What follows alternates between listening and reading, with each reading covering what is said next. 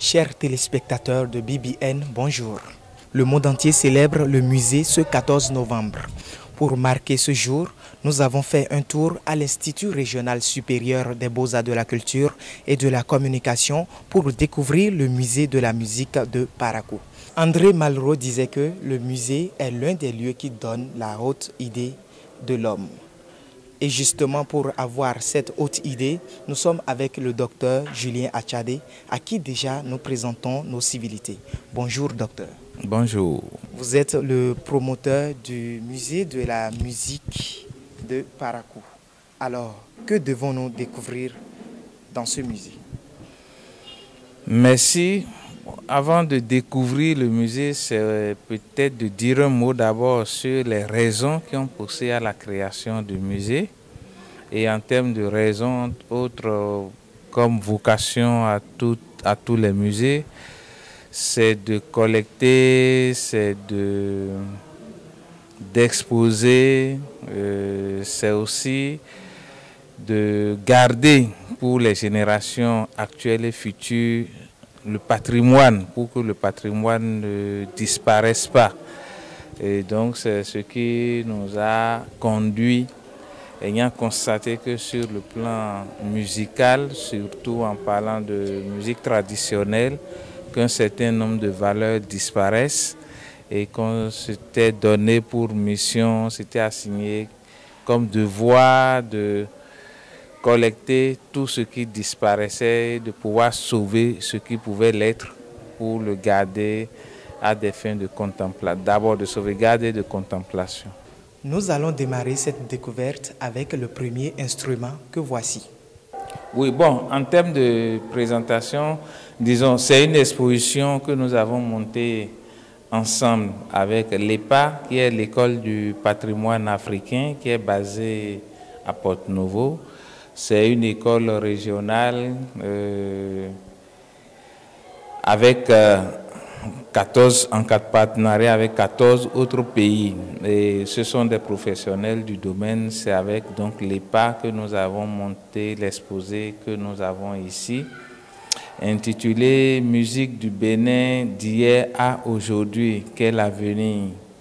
Et en disant Musique du Bénin d'hier à aujourd'hui, quel avenir, nous sommes remontés dans le passé pour voir quelle était la place de la musique dans nos cultures, dans nos traditions. Nous avons vu ce que c'était.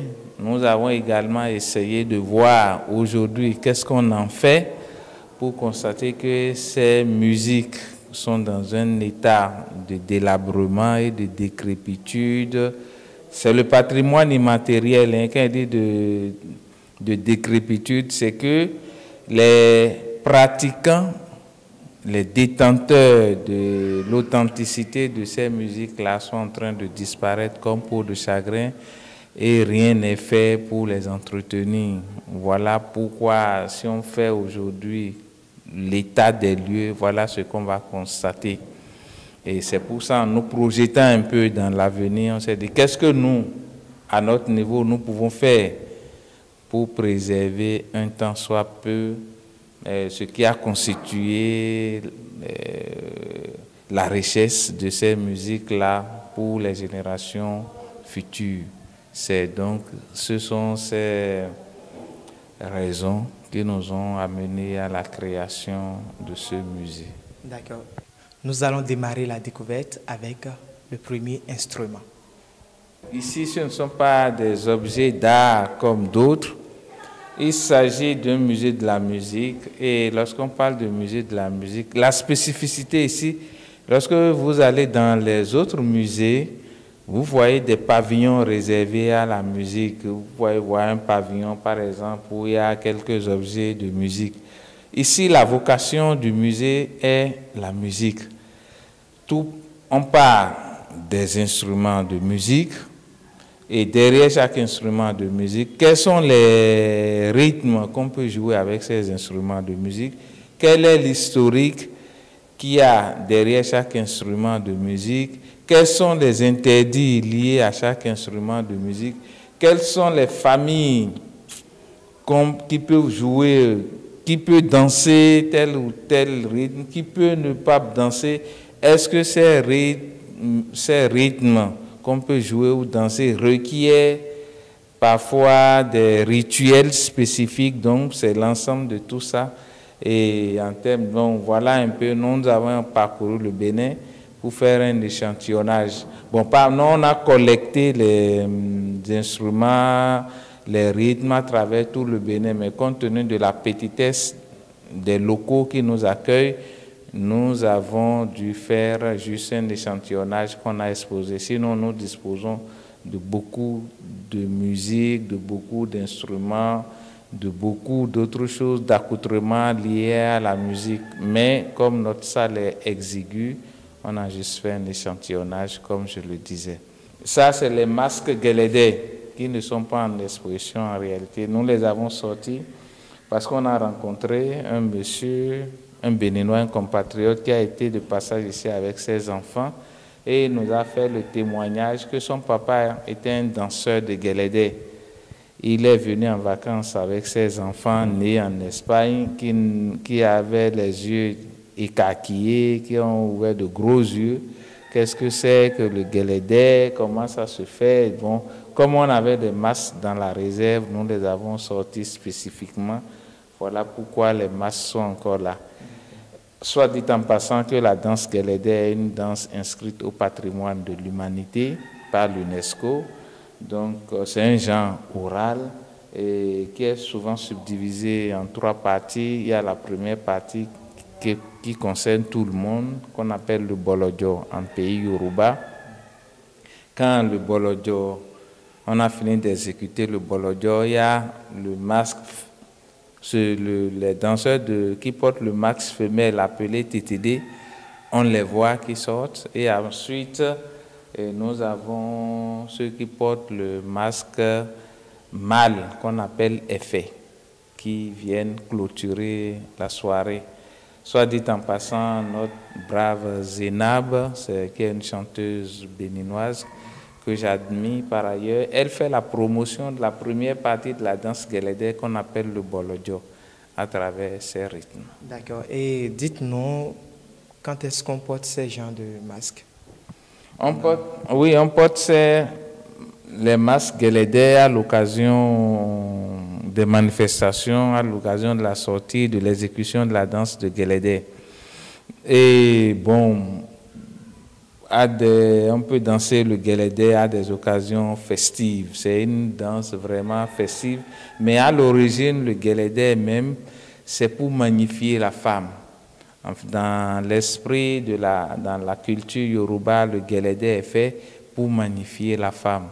En fait, pour l'histoire qui est derrière, en pays yoruba, les hommes ont constaté que les femmes avaient trop de pouvoir.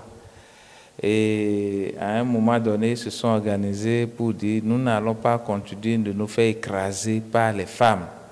Ils se sont organisés pour leur arracher le pouvoir, une partie du pouvoir qui leur était légué. Elles s'étaient fâchées et pour les contenter, les hommes leur ont dit, bon, nous allons nous déguiser, on va porter des masques et nous allons danser, exécuter une danse pour vous. C'est ainsi que serait né le Guélédé. Vous serez royalement assises pour observer, vous allez nous voir à l'œuvre. C'est ainsi que le Guélédé aurait vu le jour. Voilà un peu pour la petite histoire. Après le Guélédé, maintenant nous sommes à un autre instrument de musique. Il s'agit de quoi? Bon, ça on appelle ça en pays Bariba, gong. C'est un instrument qu'on trouve au centre de toutes les manifestations festives en pays Bariba. À l'origine, tout le monde peut... Bon, c'est vrai qu'à l'origine, le gong est joué par une famille spécifique de personnes initiées. Mais au fil du temps, vous voyez des gens qui jouent de cet instrument sans être de la famille.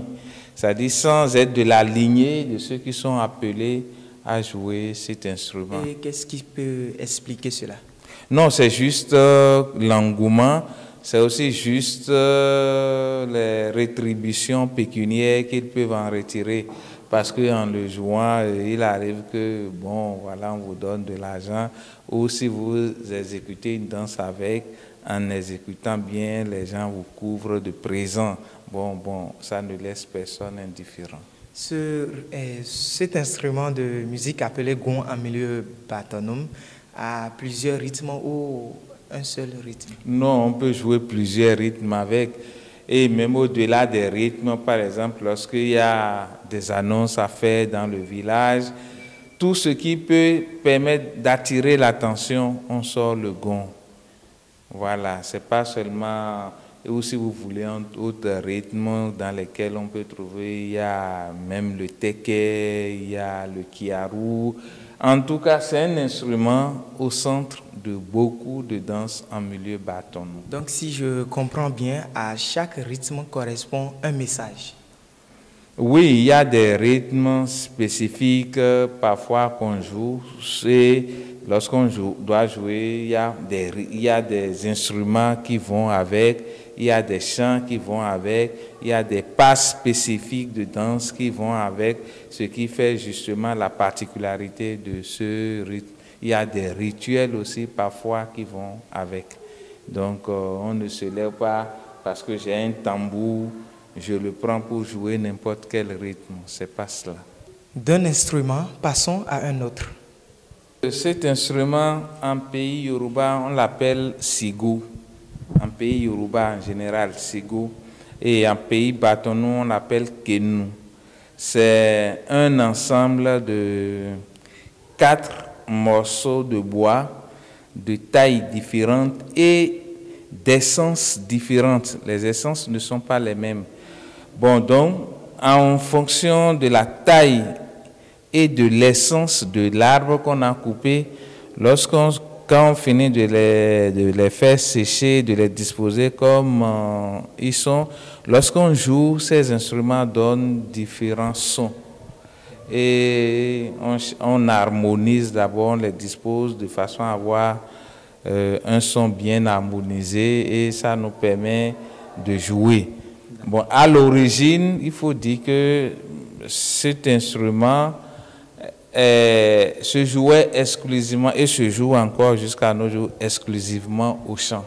En fait, le but premier de Kenu ou en pays Bariba ou de Sigo en pays Yoruba, c'est d'éloigner des champs les oiseaux et les singes pilleurs qui, une fois les récoltes arrivées à maturité, viennent piller les récoltes. Par exemple, quand c'est la période de maïs ou des ignames ou de manioc, il y a des animaux, notamment des singes et d'autres oiseaux qui viennent les piller.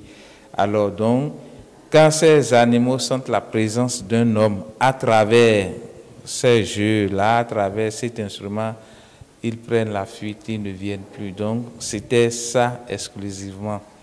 Mais on peut également s'en servir ou on s'en sert à d'autres fins communicationnelles notamment. Par exemple, lorsqu'on est voisin dans un champ, lorsque je me mets à jouer à un certain rythme avec cet instrument appelé Kenu, c'est pour t'avertir, toi qui est mon voisin, que bon, par exemple, il est l'heure, moi je suis en train de partir à la maison ou je vais aller faire autre chose. Et toi, qu'en est-il? L'autre me répond, lorsqu'il entend, il répond aussi pour me dire oui, moi aussi je suis prêt à partir ou moi je ne suis pas encore prêt à partir, je reste un peu plus. Donc, avant l'invention des téléphones portables, c'était l'ancêtre de nos téléphones portables, pour ainsi dire, au Bénin. Le musée de musique de Parakou regorge de plusieurs instruments. La découverte des autres à suivre dans un prochain numéro. Tout est bien qui finit bien. Nous sommes au terme de cette découverte. Merci de nous avoir suivis et à très bientôt.